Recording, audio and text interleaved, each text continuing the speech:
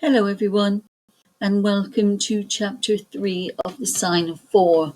I'm going to read the chapter aloud first, and I've attached a Google Doc of the chapter in the assignment so that you can open it and read along too if you want to. Also, obviously, it's there for you to refer to as you do the tasks that we'll get to further on in this presentation. Chapter 3, In Quest of a Solution. It was 5:30 before Holmes returned. He was bright, eager, and in excellent spirits, a mood which in his case alternated with fits of the blackest depression. "There is no great mystery in this matter," he said, taking the cup of tea which I had poured out for him. "The facts appear to admit of only one explanation." "What? You have solved it already?" "Well, that would be too much to say. I have discovered a suggestive fact, that is all. It is, however, very suggestive. The details are still to be added. I have just found, on consulting the back files of the Times, that Major Sholto of Upper Norwood, late of the 34th Bombay Infantry, died upon the 28th of April, 1882. I may be very obtuse, Holmes, but I fail to see what this suggests." "No? You surprise me. Look at it this way, then. Captain Morstan disappears. The only person in London whom he could have visited is Major Sholto. Major Sholto denies having heard that he was in London. 4 years later, Sholto dies. Within a week of his death, Captain Morstan's daughter receives a valuable present, which is repeated from year to year, and now culminates in a letter which describes her as a wronged woman. What wrong can it refer to except this deprivation of her father? And why should the presents begin immediately after Sholto's death, unless it is that Sholto's heir knows something of the mystery and desires to make compensation? Have you any alternative theory which will meet the facts? But what a strange compensation, and how strangely made! Why, too, should he write a letter now rather than 6 years ago? Again, the letter speaks of giving her justice. What justice can she have? It is too much to suppose that her father is still alive. There is no other injustice in her case that you know of." "There are difficulties. There are certainly difficulties," said Sherlock Holmes pensively. "But our expedition of tonight will solve them all. Ah, here is a four-wheeler, and Miss Morstan is inside. Are you all ready? Then we had better go down, for it is a little past the hour." I picked up my hat and my heaviest stick. I observed that Holmes took his revolver from his drawer and slipped it into his pocket. It was clear that he thought that our night's work might be a serious one. Miss Morstan was muffled in a dark cloak, and her sensitive face was composed but pale.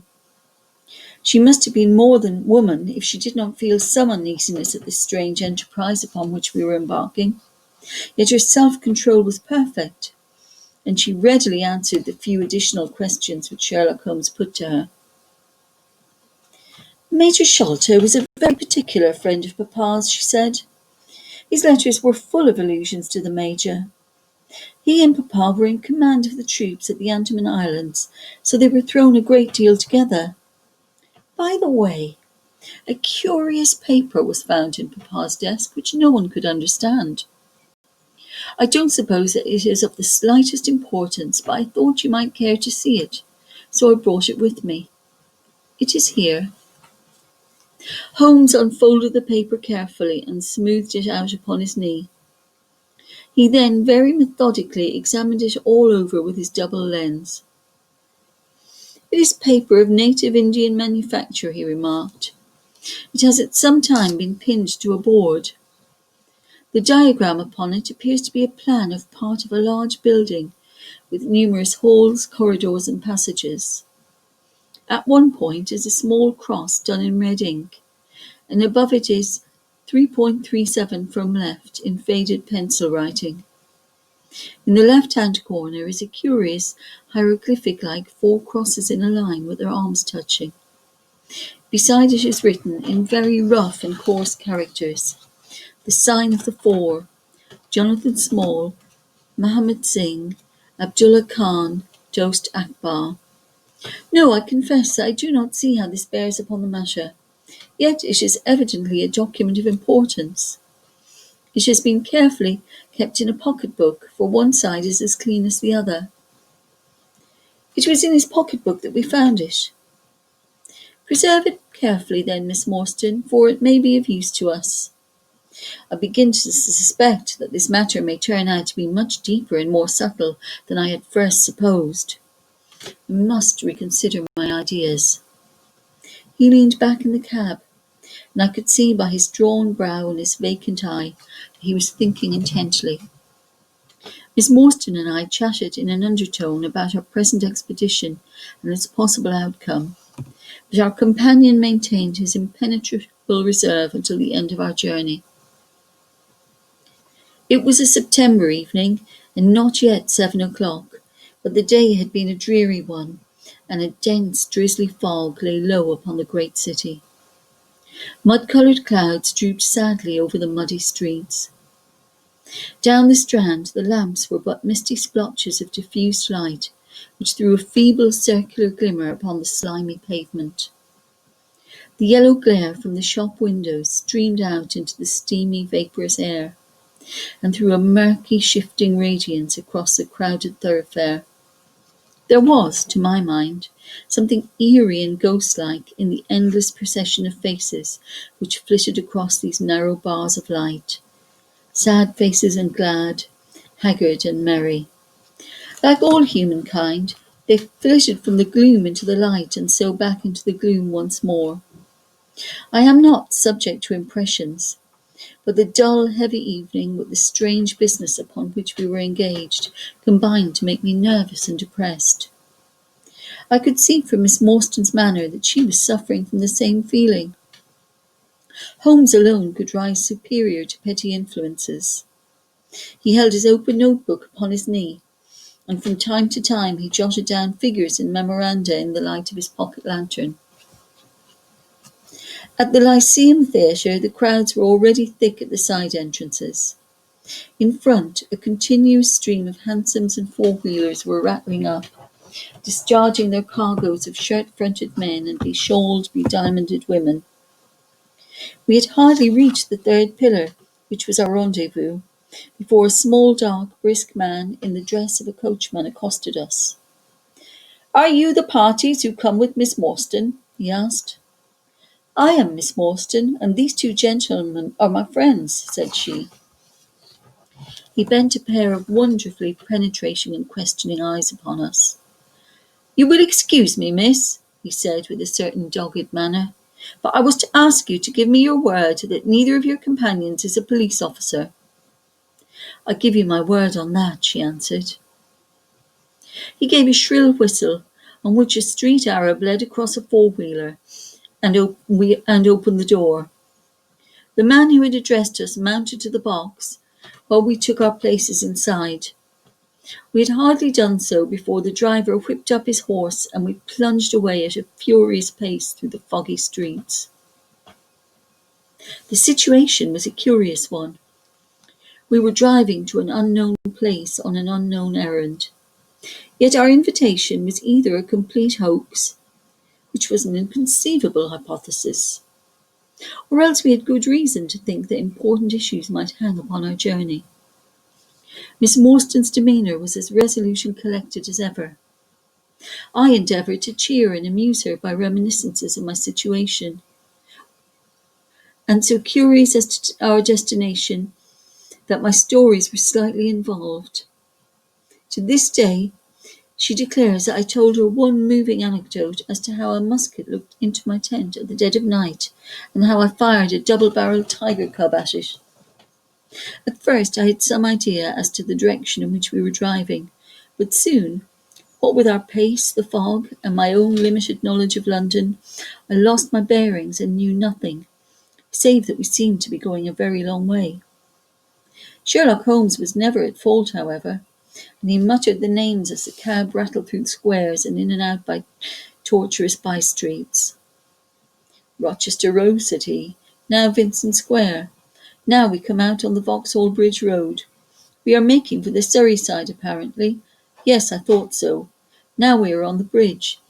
You can catch glimpses of the river." We did indeed get a fleeting view of a stretch of the Thames, with the lamps shining upon the broad, silent water. Our cab dashed on, and was soon involved in a labyrinth of streets upon the other side. "Wordsworth Road," said my companion, "Priory Road, Loghall Lane, Stockwell Place, Robert Street, Cold Harbour Lane.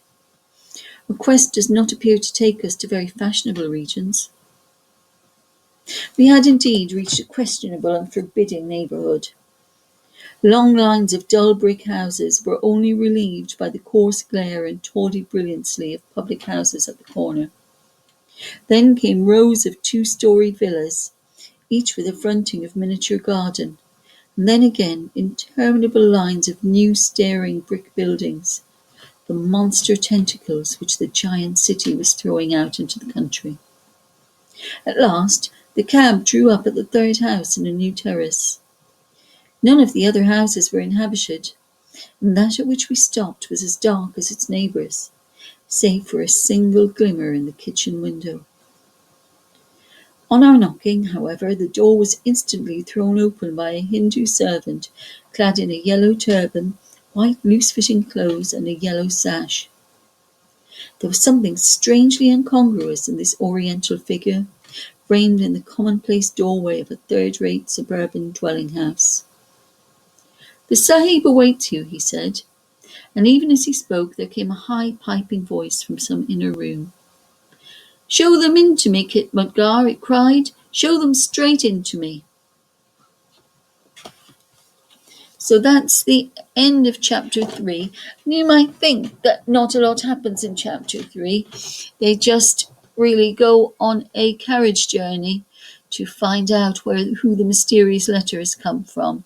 But let's have a more detailed look at the chapter now. So on this slide as well, I've got a glossary so that when you reread the chapter by yourself, there are some of the key words there. And now what I'd like you to do before we move on to analysing the chapter is just pause the video here. And if you open up your Google document, chapter 3, questions and tasks, you will find these 3 questions on task 1 there. So you can either type your answers onto the document so that you can upload the whole document at the end when you turn in your homework, or if you prefer and you're working on your phone perhaps, you can just write down the answers and then you'll be able to take photographs and upload them to Google Classroom. Okay, so if you want to unpause the video now and whenever you've finished doing the questions and move on.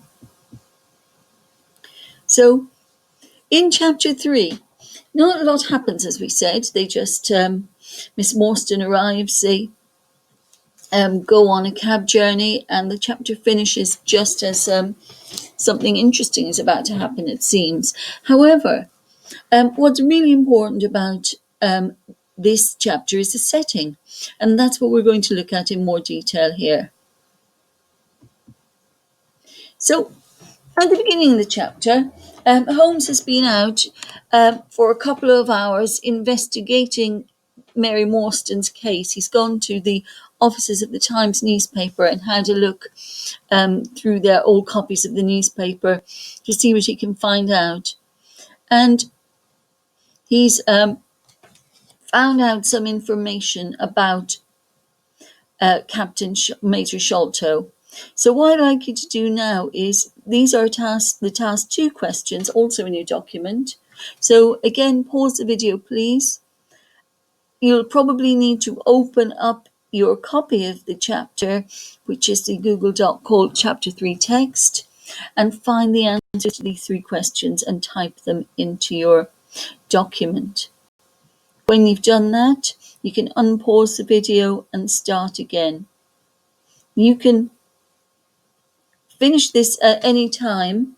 There are 5 tasks in all, and the whole video is going to take probably about 40 minutes. So I would suggest that if you decide to stop after a couple of tasks, that you just take note of how many minutes you were into the video, and then you can pick it up again at another time. The whole thing, including all 5 tasks, should take you about 2 hours to complete. Okay, so starting the video again and moving on. So we have found out that Major Sholto died on the 28th of April, 1882. And Holmes thinks that the mystery is quite simple. Sholto's heir might be sending the pearls because they are a compensation for perhaps Sholto having murdered Mary's father. And Watson accepts this, but he's thinking, well, why has this letter arrived now? And what does the writer of the letter mean when he talks about Mary having justice? Okay, the next thing that happens is that Mary arrives, and as they start out on the journey in the cab, she passes to Holmes a mysterious map that was found within her father's possessions. And so the map appears to be of some kind of large building, and there's an X marking a spot 3.37 from left, it says. So obviously our thoughts immediately turn to treasure and the possibility that this is a treasure map of some kind. The only information that we've got is that the title of the book, The Sign of the Four, is linked to this map because there's a mysterious sign of 4 X's and then 4 names: Jonathan Small, Muhammad Singh, Abdullah Khan, and Dost Akbar. And the thing that we immediately notice about these names is that one of them is English and the other 3 are Indian.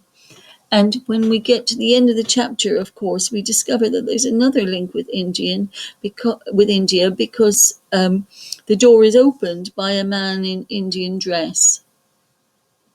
So here's a clue that suggests that perhaps the mystery isn't as straightforward as Holmes initially thought.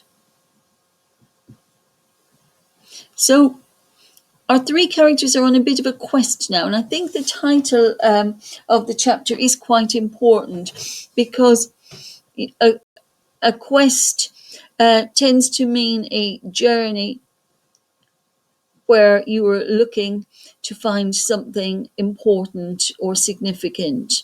And our 3 characters are looking to solve the mystery of Captain Warsland's disappearance. Funny thing is that what it reminds me of a little bit for Harry Potter fans is the 3 main characters in Harry Potter on their quest. You could almost identify Harry with Sherlock, Hermione with Mary, and Ron with Dr. Watson, except of course that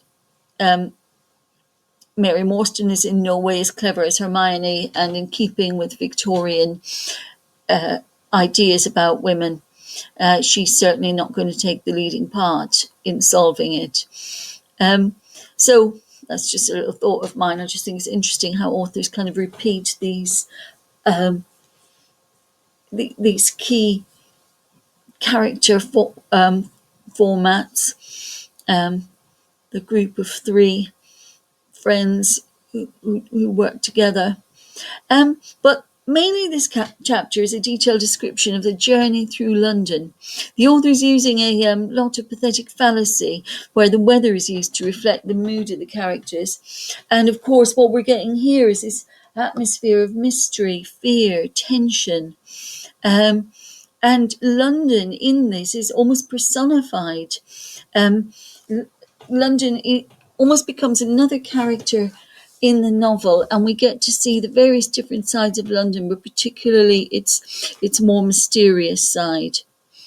The fact that Watson's being used as a narrator also contributes here, because Watson is very soon lost and confused, kind of mirroring the reader's lost feeling of confusion, while Holmes seems to know exactly where he's going and is able to look out the window even in this dense fog and repeat the names of the streets.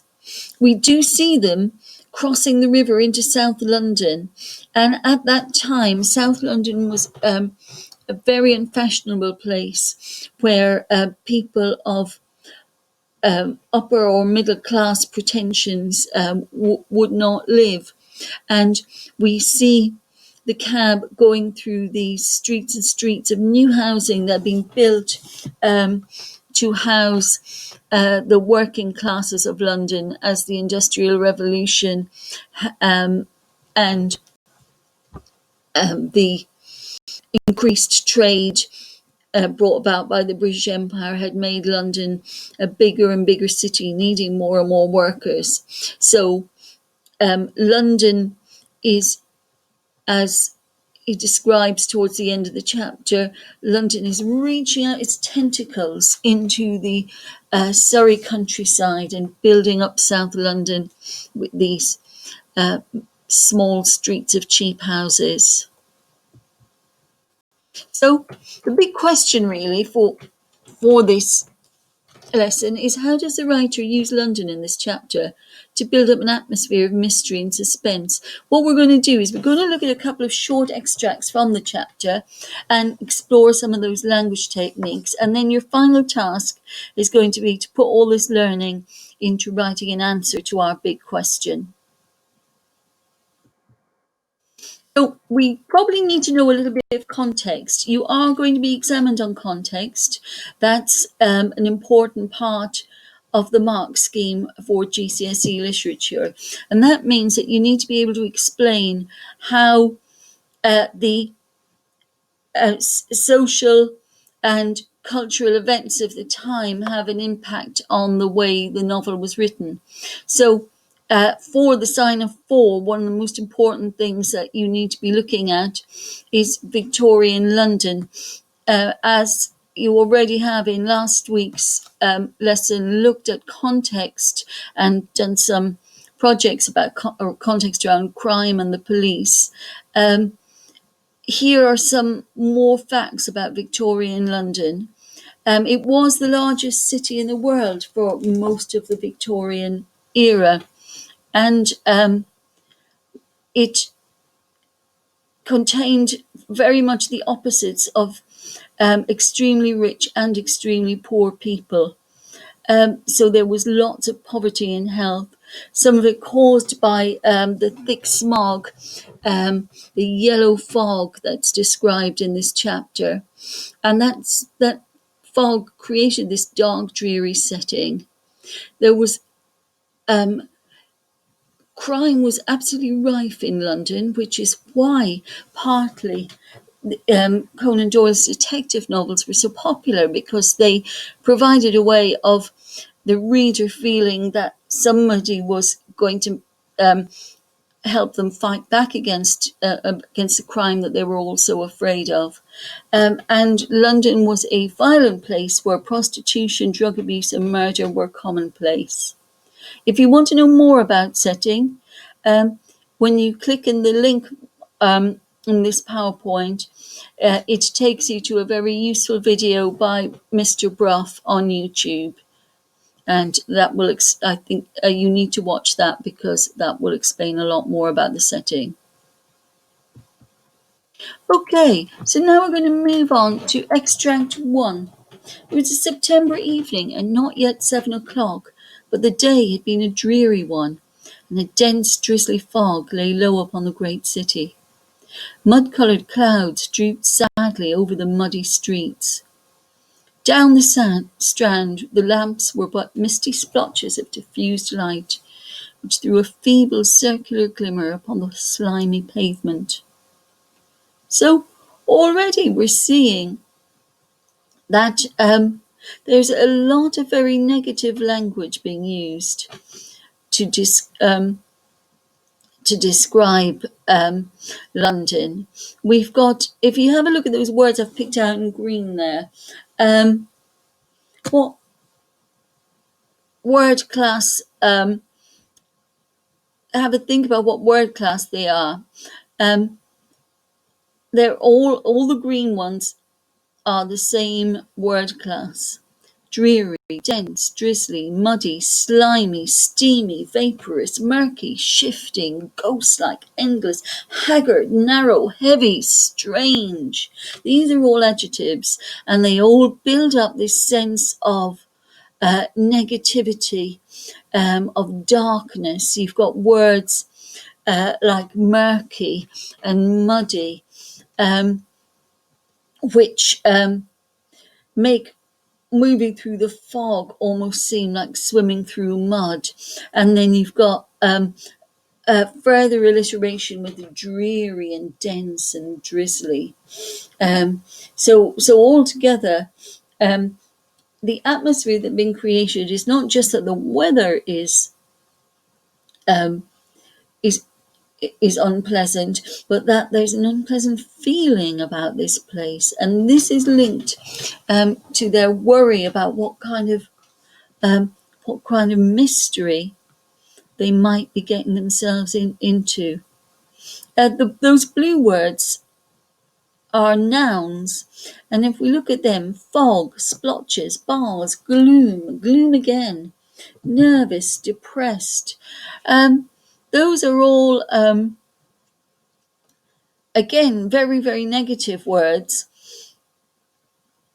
And so overall this passage is giving us this feeling that this journey is not going to be a happy one. This journey is going to end in trouble of some kind or other. And Watson, of course, as the narrator, is the one who's telling us all of this. So we're getting this feeling that perhaps this fog is a pathetic fallacy technique, which is reflecting his own confusion and nervousness about what might be going to happen. We've also got a bit of pathetic fallacy here, because if you look at those words in pink, we've got the mud-coloured clouds drooping sadly over the muddy streets. So the clouds, of course, can't be sad. So the clouds are being personified as pathetic fallacy to maybe align with the sadness of their journey, because after all, what we're really going to be finding out here is that what's happened to Mary Morstan's father, and I think we have to assume that something bad has happened to him. So the whole expedition is fraught with sadness and fear, really.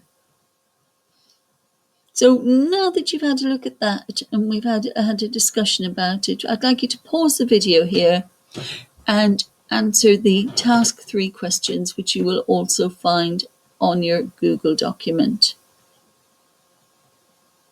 When you're ready, you can start the video again, and let's look at task 4, analysing the language. So you've already circled those adjectives describing the weather and the setting. And what we want you to do is explain why you think Conan Doyle might have wanted to create this mood and atmosphere, thinking about the point in the novel that these extracts are taken from. So at this point,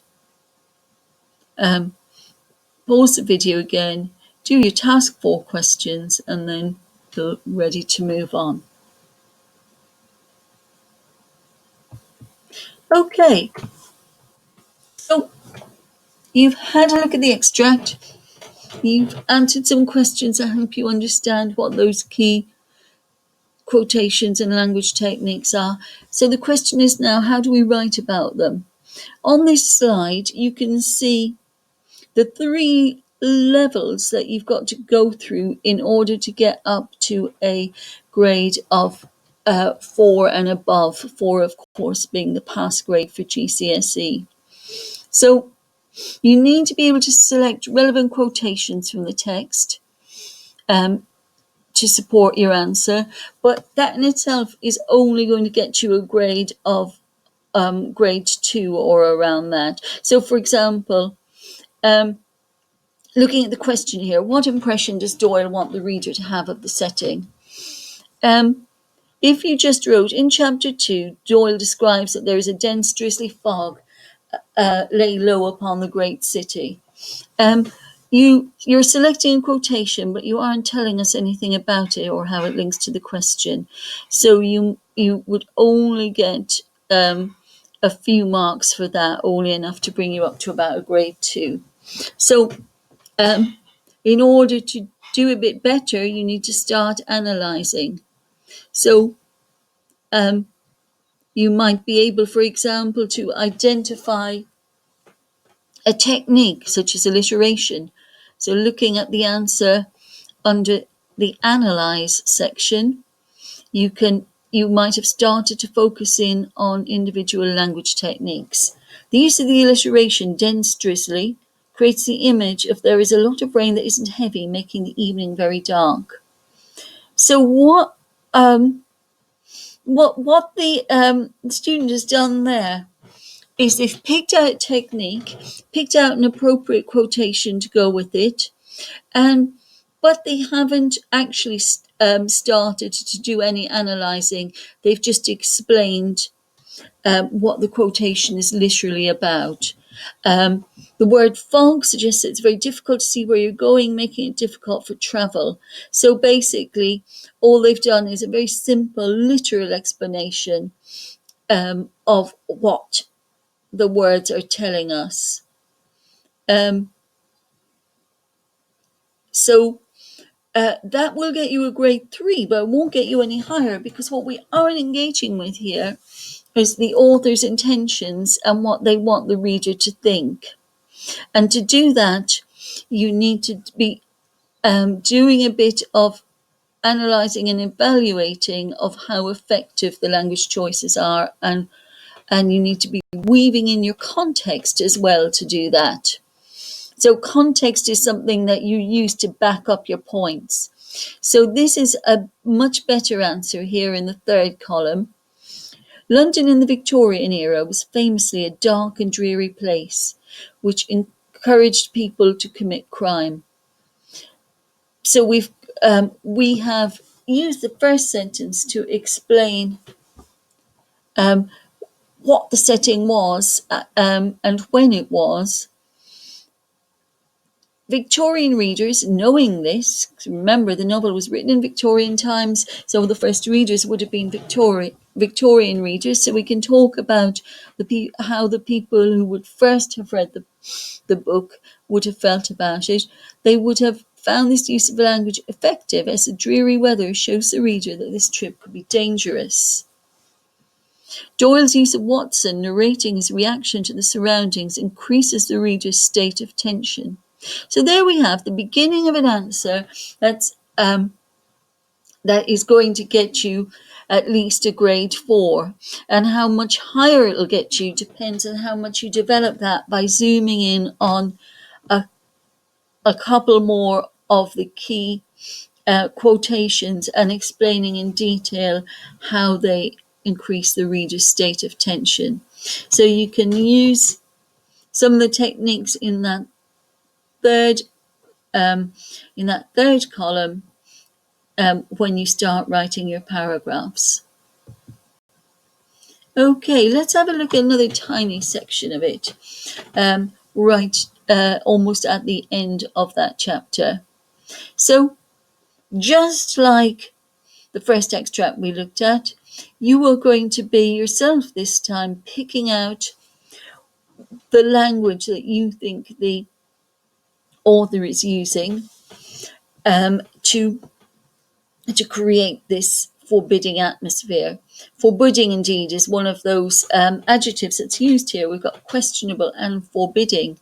And so for forbidding, we might be thinking about all those connotations of not letting somebody do something. This is a neighborhood that's saying, go away to the people who are arriving in it. And again, we've got lots of quite negative adjectives to comment on, like dull, coarse, tawdry. And one beautiful piece of personification here, the monster tentacles which the giant city was throwing out into the country. So this would be a really, really good metaphor here. This piece of personification where the city is being portrayed as a monster, which creeping out over the countryside. And it links to the fears that Victorian people would have had, that this crime-ridden city was going to swallow up the peaceful beauty of the countryside. And we've also got some dark and light imagery here.